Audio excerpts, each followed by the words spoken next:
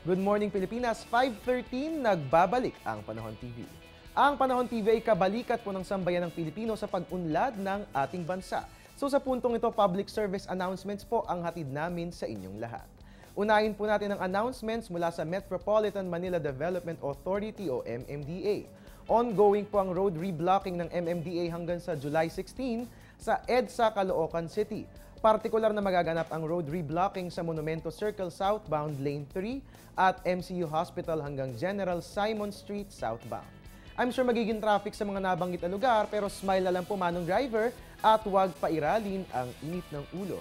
Ang susunod naman po nating announcements ay mula po sa Meralco at magkakaroon nga po ng maintenance operations ngayong araw sa San Pablo City, Laguna. Magaganap ang operations pagsapit ng 7 a.m. at 7:30 a.m. at 11:30 a.m. at 12 noon. Sakop nito mga sumusunod na lugar, ang portion of PNR Railroad Track from Purok 3 in Barangay San Gregorio, Barangay Atisan, San Ignacio, San Isidro, San Joaquin at Santissimo Rosario. Ang nasabing maintenance operations ay isasagawa para mapalitan ang luma at nabubulok na poste. At mga kababayan, susunod naman po ang paalala mula po yan sa Department of Education o DepEd.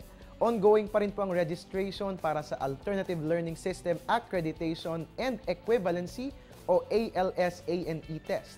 Magpapatuloy ito hanggang sa August 2.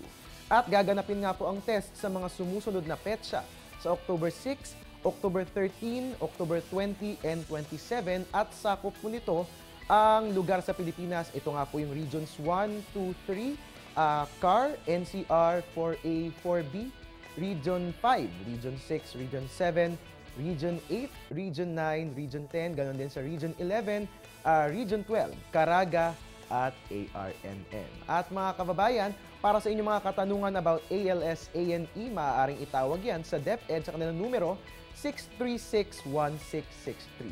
At bilang panghuli, ito po ang announcement mula po yan sa COMELEC. Ito po yung tungkol sa ating voters registration. Ang application and transfer of registration ay magaganap po yan between July 22 to July 31, 2013.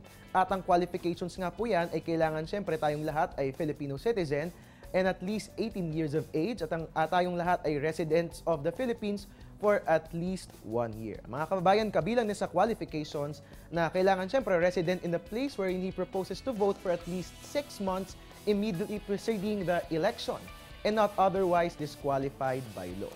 At mga kababayan, ang mga requirements para sa registration, kailangan po syempre ng current employee's ID na may firma ng inyong employer or authorized representative, kailangan ng postal ID, kailangan ng student's ID or library card, at ganun din, kailangan din natin ng driver's license o kung wala tayong driver's license, pwede rin ng NBI or PNP clearance, ganun din ang passport at ang SSS or GSIS ID.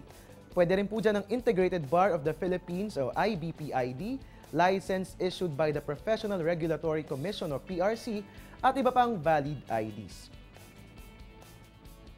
At mga kababayan, ano nga ba ang haze? Naku, napapanahon ito bilang noong nakaraan naapektuhan niyan ang bansang Indonesia, Singapore at umakyat po yan hanggang sa Malaysia. Panoorin po natin ang napapanahong kaalaman para hindi tayo maiwan.